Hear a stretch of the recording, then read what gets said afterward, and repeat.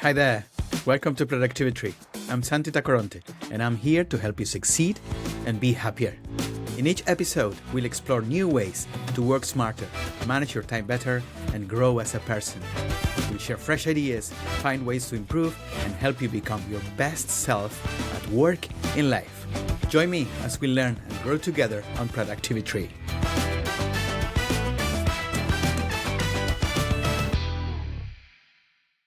Dr. Angelo Valenti has spent over 40 years discovering something remarkable. Most people are making their lives much harder than they need to be. As a consulting psychologist based in Nashville, Tennessee, he's witnessed what separates those who thrive from those who struggle. And it's not what you might think. Angelo founded the company Psychologist in 1982, where he spent 4 decades helping companies hire the right people and coaching leaders at every level. But what makes Angelo truly unique is his holistic approach. He realized that many highly successful leaders had forgotten how to find joy in their achievements. His breakthrough insight: external systems from social media to societal expectations are controlling people's lives instead of simply influencing them. Angelo has cracked the code on how to take back control and what he calls your easy way to enjoy life. Angelo is the author of You're Making This Way Too Hard. Find your easy way to enjoy life. And yes, that unique spelling is intentional. The book addresses a critical question. Why do so many people who have everything society says should make them happy still wake up feeling unfulfilled? Welcome to Productivi-Tree. Let's dive in with Dr. Angelo Valenti. Angelo Valenti, welcome to Productivi-Tree. Thank you so much for having me. I'm excited to be here. Let's start with your experience, Angelo. You've coached leaders, individuals through decades of change, and you're an expert also on the relationship between social media and humans and technology. When did you first notice social media started to alter how people think, feel, act, and work in life? Well, if you think about it, when Facebook, I guess, was the first really social media that took off, and this was 2011, 12, something like that. It was people posting cute cat videos and what they had for dinner, and they were trying to connect with their close friends. And it's morphed from that into a worldwide, I hate to use the word community because communities are usually nicer to each other, a, a worldwide uh, platform for information, misinformation, disinformation. And it's kind of gotten more pervasive. And quite frankly, it's gotten a little meaner too. What do you mean with meaner? Do you think people is mean in social media? Well, yes, because you can set up a profile and you can hide your name. It can be set up under any name you want. And you can use social media to intimidate people, to scare people, to threaten people. You can say things on social media that you'd never say to a person face to face. And you can hide behind your anonymity. And it can bring out the worst in people. And on the flip side, if you take what random anonymous people say to you and about you seriously, that can have some pretty negative effects. I mean, there have been cases where people have committed suicide over things that cyberbullying, things that have been said to them or about them on social media. People have committed murders. People are depressed, anxious. Many people wake up in the morning and the first thing they do is grab their phone and see how many likes they got on the last post that they posted. And it's really taken over for human communication. because when you think about it, it's very impersonal. I mean, these are people that you don't know, you've never met often, and they can have an outsized influence on you if you let them. You talk a lot about making things too hard. Is social media one of the culprits making modern life harder than it should be? I think it is. I think it's first of all, social media, if you let it, can be a time suck. You can spend a couple hours on various social media platforms, and that time is gone. You're never going to get that time back. And when you look at it back on it, what did you really gain? What did you learn from that? What did you gain from that? It's pretty much mindless entertainment, if you will. I mean, people aren't going on social media for the most part to learn valuable information that's going to help them in their life and in their career. They're just looking at it because it's there. So that's one way that social media is making our life more complicated. The second way is people take it way too seriously. It's just people don't take TV shows that seriously.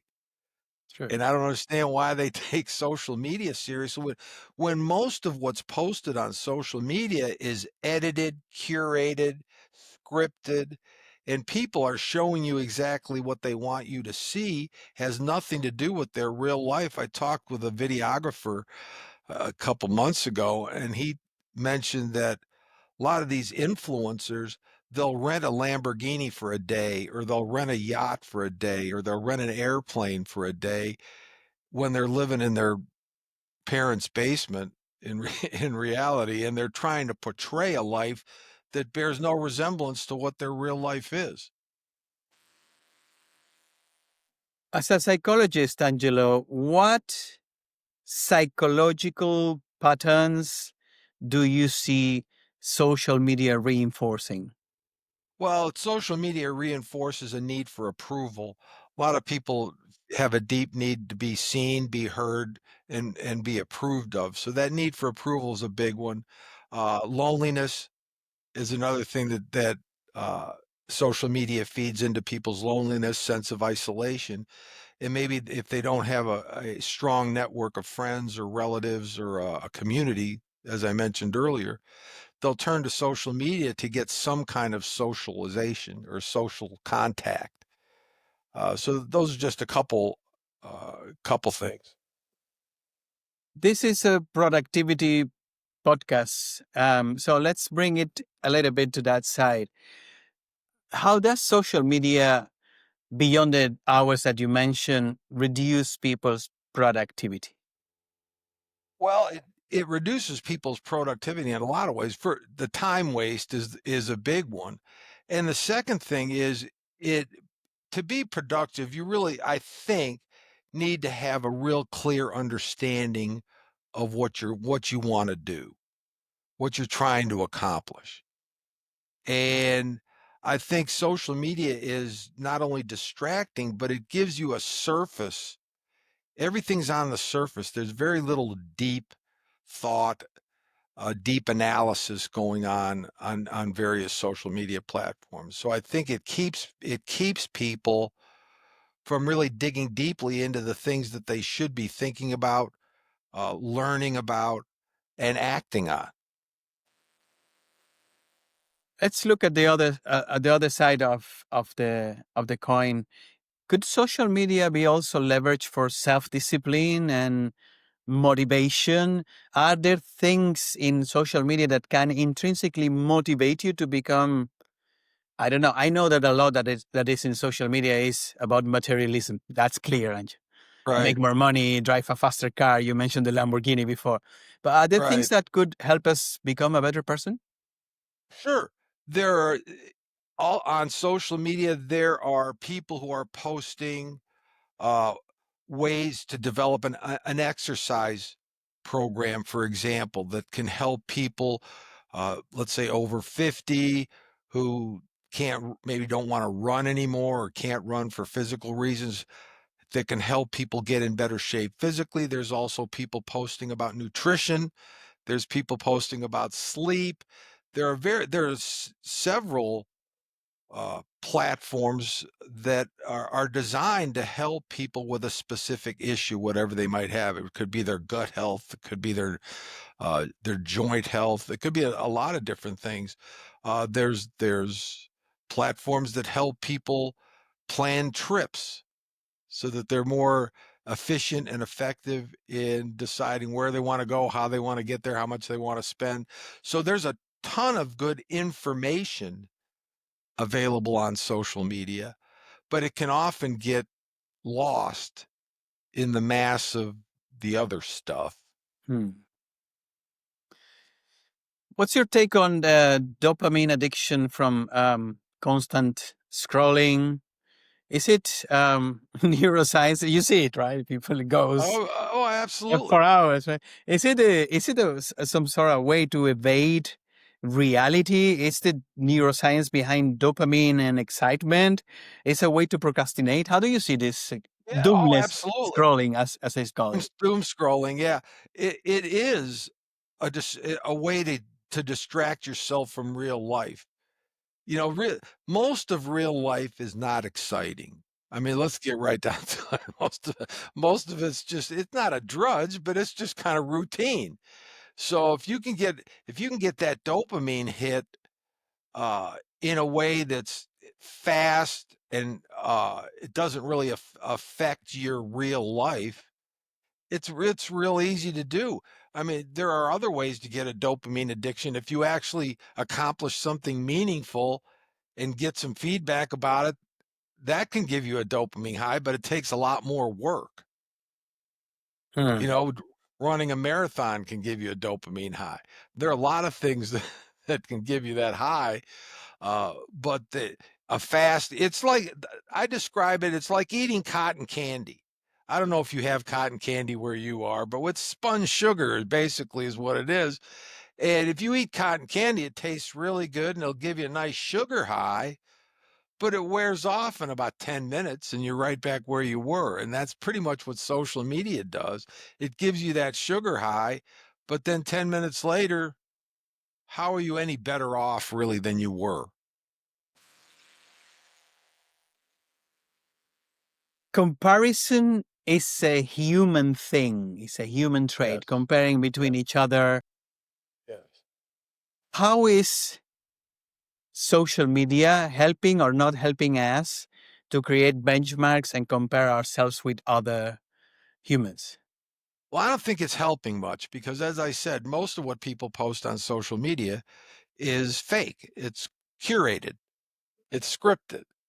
So that if you're comparing your everyday life to somebody else's scripted life, the way I describe it in my book is you're comparing someone else's highlight reel to your blooper reel. And there's no way your real life is going to compare to somebody else's fantasy life or scripted, whatever they want you to see. So there's an old saying that comparison is the thief of joy. And I think that if you want to compare yourself today to where you were yesterday. Compare yourself to yesterday's version of yourself. If you've made some improvements today, if you're just a little bit better today than you were yesterday, that's a meaningful comparison because it shows growth, it shows improvement, and shows what you're potentially capable of. But if I love to play golf. Okay. When I'm not working, that's one of the things I really look forward to doing. But if I was going to compare myself to the best golfers in the world and say, why can't I be like that? I'm going to be disappointed because first of all, I'm not that good. Second of all, I'm not going to put the time and the effort and the work that they put into in order to be the best in the world. Hmm. So I'm going to compare myself to, did I play a little bit better yesterday or today than I did yesterday? Am I making progress in putting or whatever it might be? So compare yourself to yesterday, last week, last month, last year, and you could see what progress you've made, and that can give you a real sense of long-term satisfaction. That's very powerful, Angelo. Let's talk a little bit about addictions, because social media has become an addiction. It is an And addiction. I mean, like the term addiction resembles a bit of a um, anomaly, right? But if I look at myself, I spend much more time in front of my phone than I wish I do. How do you coach people, Angelo, to detox, to um, make more of their time, or people that have serious digital dependencies? What have worked with your clients in the past? Well, that it can be very difficult because, like any addiction, it becomes a part of your life. And one of the ways I define an addiction is if you plan your day or your week around whatever that is, whatever it could be, alcohol, could be tobacco, could be gambling, could be sex, could be whatever people are addicted to. People are addicted to any number of things.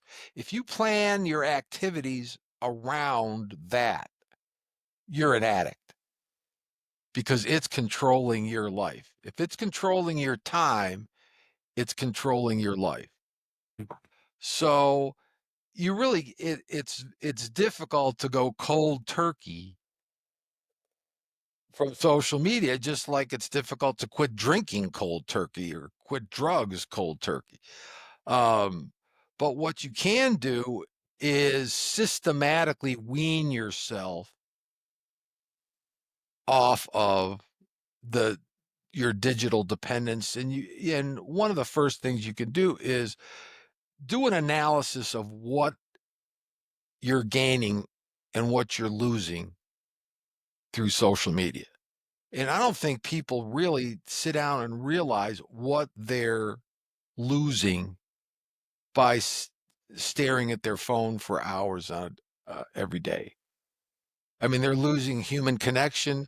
They're as you mentioned, they're losing work productivity, and they're filling their minds with stuff that's not going to help them in any way. There's what was it? One of the first sayings about computers was garbage in, garbage out. If you put in bad data, you're going to get out bad data.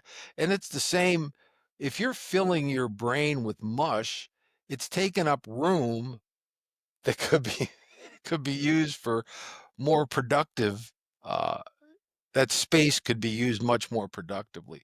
So, and it's not easy because it's so pervasive. Hmm. And especially if you're in a room with 10 people and the other 9 people are out staring at their phone and not talking to each other at all, it's difficult for you to be the one to walk up and try to start a conversation with that person. It's much easier to just whip out your phone and start staring at your phone too. So you really got to do it in a slow, systematic way. And it's got to be important to you. You're never going to get rid of any addiction unless it becomes really more important to you to get rid of that addiction than to keep that addiction. Hmm. Angelo, I'm going to drop a question here that I want you to save, and I will save it in a few minutes. Is there a way out to this? Is humanity able to stop this at all? But before I go to this question, I want you to picture a couple having dinner at a restaurant. Both of them are in front of their phones. They're not talking to each other. They're just on their phones connecting with other people. Do you think this behavior it's going to be normalized in such a way that it's seen as a common thing? I think it's already that way. I don't think it's going to become that way. I think it's already there. I don't know when the last time you went out to a restaurant, but my wife and I like to go out on Fridays and have a little date night, and while we're talking to each other, uh, most of the people around us are on their phone. And if to be honest, if you're with going out to dinner with somebody, if they don't have a problem with it and you don't have a problem with it, to me, then there's not a problem. But what you're not learning much about that other person. You're really not engaging in any kind of conversation, and you're not making any connection. So it becomes much more superficial. It becomes two people occupying a similar place at the same time, Hmm. but they're not really interacting with one another. And it might have saved some relationships because it keeps people from talking about difficult things that they might rather not talk about. But in general, it's taking the place of genuine connection with people.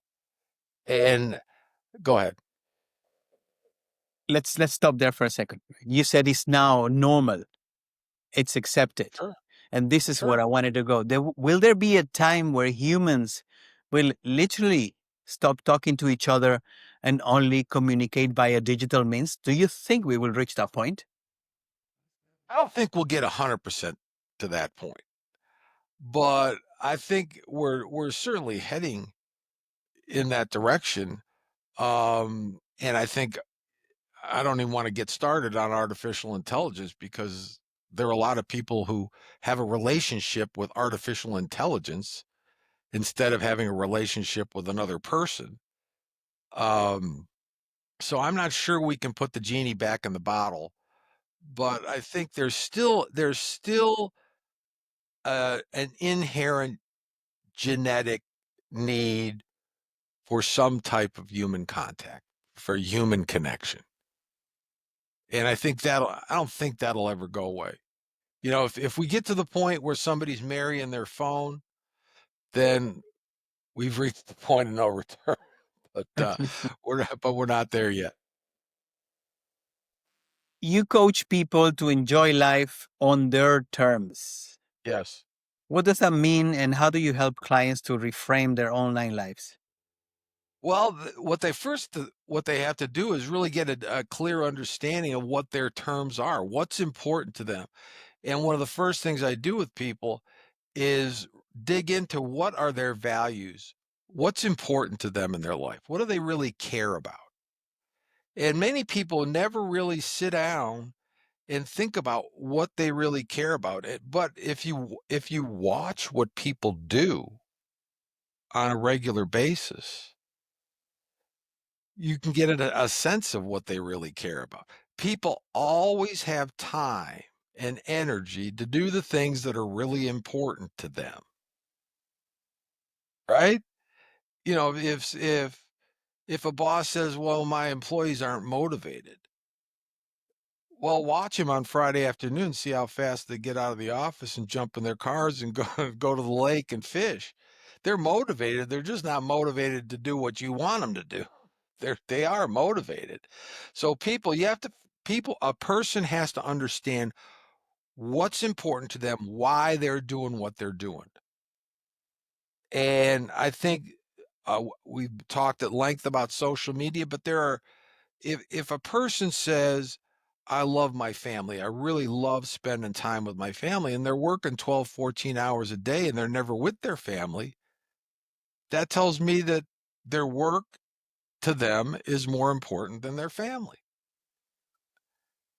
And why are you working 14 hours a day? Well, I'm doing it for my family. And then I'll say, well, have you ever asked your family whether they'd rather have you work 8 hours a day and be home for dinner and put the kids to bed? Maybe to go for a walk or something? And they say, oh no, I'm doing it for my family. Well, they're not. They're doing it for some other reason, whatever that reason is, but they're not doing it for their family. Let's give some tactical advice um, to our audience. Can you give us a couple of signals that someone's social media it's hurting their productivity, their lives, even if they haven't realized yet? Well, one of the signals is if they're missing deadlines, if they have some deadlines at work or and they miss those deadlines because they're spending too much time on social media, that's a red flag. If they're distracted, if they're not able to concentrate on what they ought to be concentrating on, that's a signal. If uh, the people that are close to them seem that more distant, or you're not having the same kinds of interactions or meeting people as regularly as you used to, that's a sign. I mean, you need to just think about every time you say yes to picking up your phone and scrolling on social media, you're saying no to Hmm. so many other things.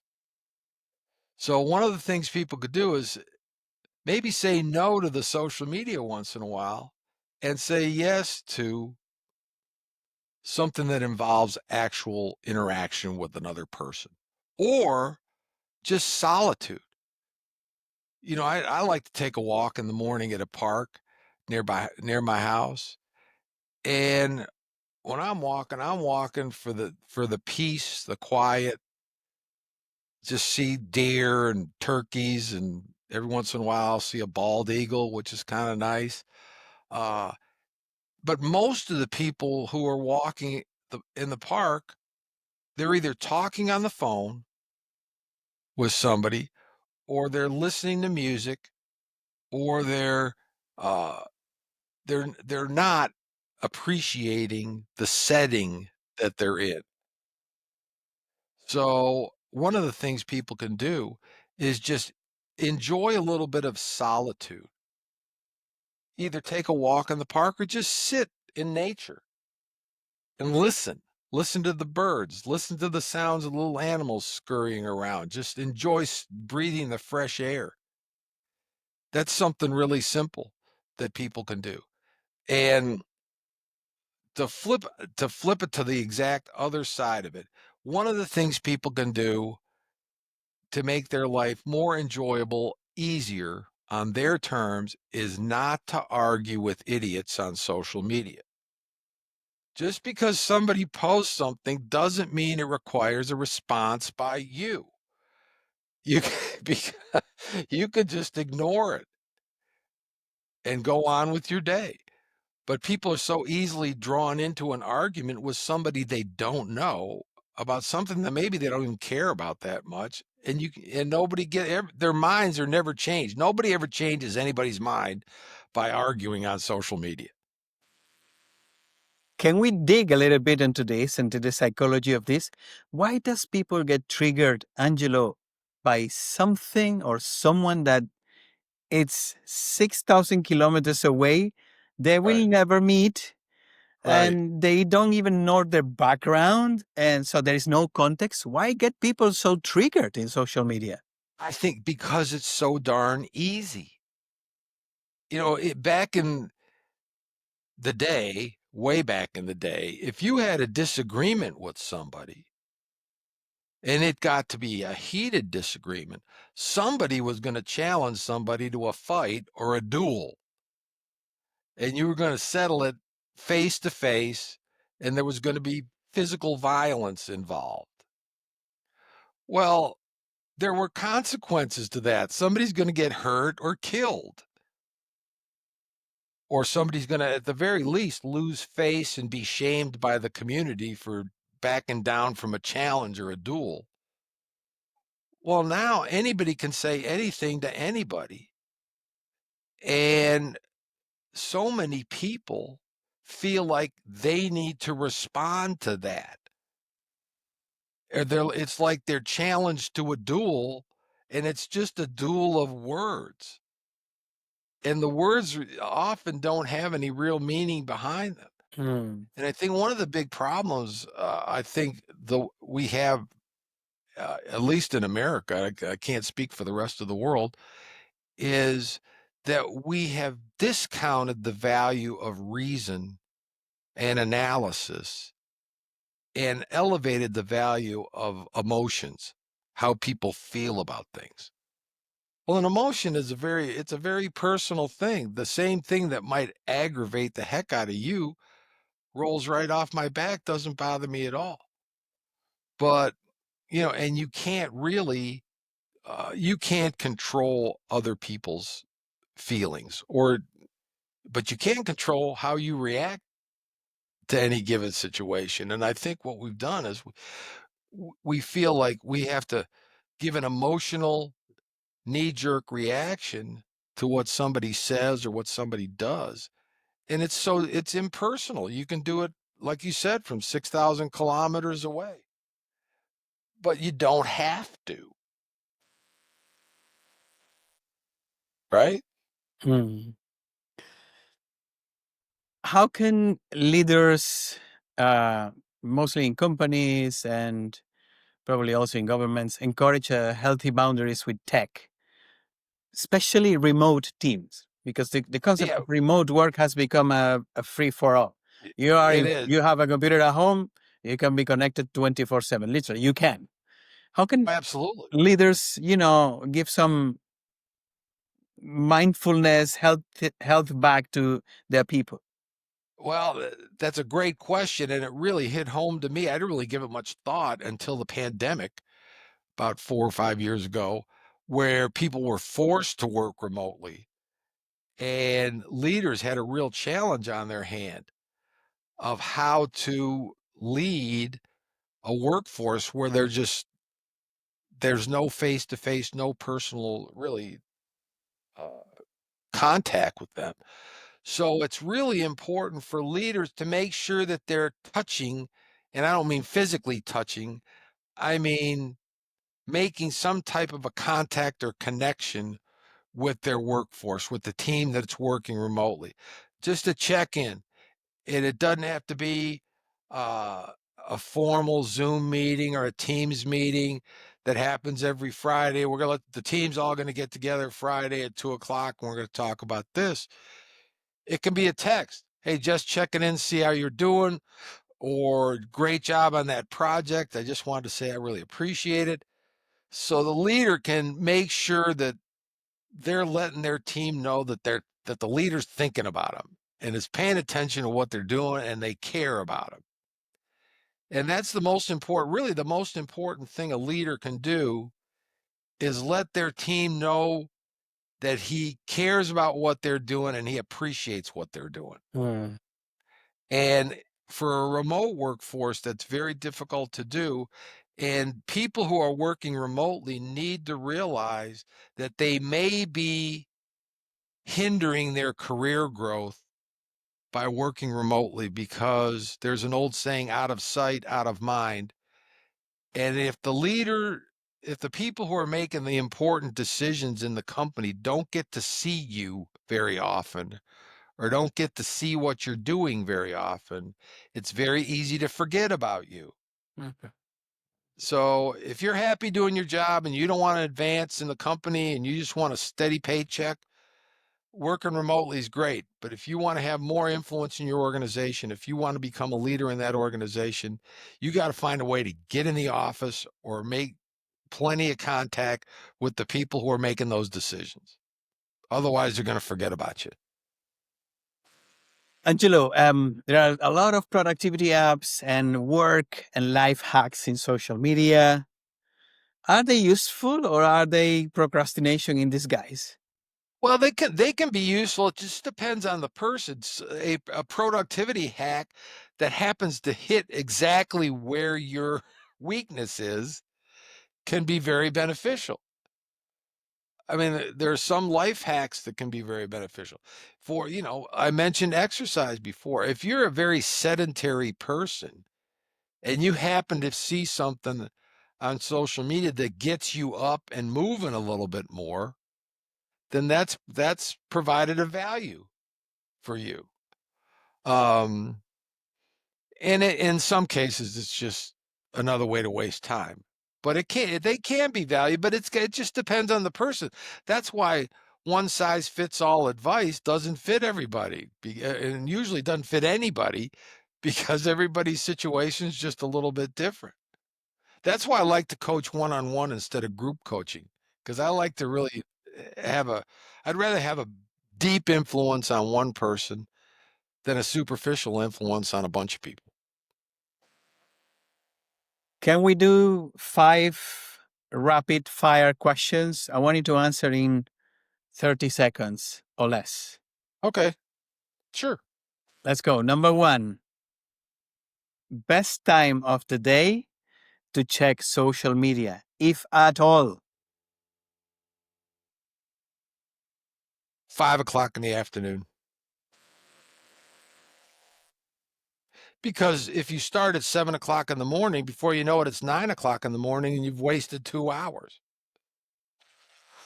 Number 2, the app you delete first for better mental health. Oh, wow, that's a good one. For better mental health, probably Facebook. Number 3, a positive use of social media that you would actually encourage. I would encourage people to reach out to people that they haven't seen or talked to in a long time and send them a friend request and see if you can start reestablishing a relationship with that person. And it might turn into phone calls, and it might turn into, hey, let's plan a trip to go see each other. A lot of the friends I have on Facebook are friends I've had since junior high or high school, and I graduated from high school in 1967, and I'm still friends with a lot of people that I went to high school with. And that wouldn't be possible without Facebook because we're all over the world now. Number 4, one question every user should ask themselves before posting anything. Who's this going to help? Who's this going to hurt? And number 5, what's worse for productivity? Mindless scrolling or mindless meetings? Boy, they're both terrible, but I've I've been anti-meeting for longer than I've been anti-scrolling. So meetings are often time sucks for people. The only people who should be in a meeting are the people who absolutely need to be there because they have valuable information to share or hear. Other than that, people being in meetings just because we called a meeting, waste of time. And people hate it and they get pissed off about it. Angelo, I have a controversial question that I will let you decide if to answer or politely decline. The US, America, is leading the social media politics. Yes. Escalations of every kind are happening through messages, Yes. answering tweets, um, and every other. I mean, like, I think we have gone through territories that we have never explored before in terms of doing politics. What's your take on Pettiness is the word pettiness? I'd That's use. the right one. Thank you, my friend. What is your take Okay. on that? Well, my honest opinion is that it's all theater. Everything's happening behind the curtain. The stuff you see on social media is to keep people distracted. Okay? And because you'll see all this stuff on social media about this is going to happen, that's going to happen, this is going to happen. And then something else completely different happens and nobody was posting about that until after it already happens. So stuff's going on, and this is not just America, this is everywhere in the world. The meaningful stuff is not happening on social media. It's to keep the people distracted from what's really happening. My opinion. That was a great answer. Angelo, what's your let's give some advice before we wrap this up. What's your one line advice to someone who feels trapped in the scroll loop but doesn't know how to break free? My one piece of advice is just try it for a half a day. See what happens. See if you feel better or worse. See if it made any difference in your life one way or the other, whether you looked at social media or didn't. Just try it for a little while first. See what happens. how can people know more about you, Angelo, connect with you, explore your coaching programs, or get your book? And please let us know more now about your book and how to get it. All right, the title of my book is You're Making This Way Too Hard. Find Your Easy Way to Enjoy Life, and it's available on Amazon. It's available on Barnes & Noble. It's available on my website, which is angelovalenti.com.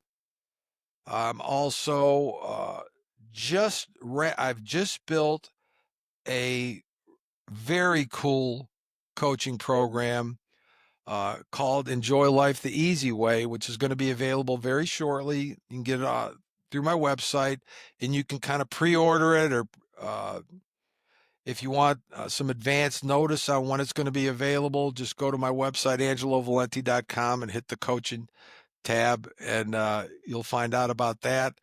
I'm on LinkedIn, not that hard to find on LinkedIn. I'm on Facebook. I'm on Instagram. I'm on X. I don't post a lot on X because I think that's the garbage dump of all platforms. I post every day on TikTok. I post one little video, try to give people a little uplifting, positive message every day. So if you want to set up an individual discovery call, free discovery call, learn a little bit about how we might work together, go to reachangelo.com. It's real easy. Doctor, thank you so much for this super interesting conversation. You have a lot of wisdom in human psychology, but also on sound advice on how to help people get out of social media and recover their lives. I'm taking away two things. The first one is that comparison will steal our joy. And you're comparing not apples to apples, but to things that you don't even know if they're real or not. And the second one is that it's up to us to say no. You said, say no for a bit, say no for social media for a day, for half a day, and see what happens. And I think that exactly the same, we say no to drugs or certain type of foods or certain music styles. It's also to us to say no, not this morning. I'm not going to open my phone the first thing in the morning. Dr. Angelo Valenti, thank you so much. Thank you. It's been my pleasure. This has been a lot of fun. Thanks for listening to Productivi-Tree. I hope you found something useful in today's episode. If you did, and it helps improve your life even a tiny bit, that'll make me really happy. Remember, you can find Productivi-Tree on all major podcast platforms like Spotify, Apple Podcasts, and Google Podcasts. If you enjoyed the show, why not share it with a friend who might also find it helpful? Until next time, and keep growing and stay productive.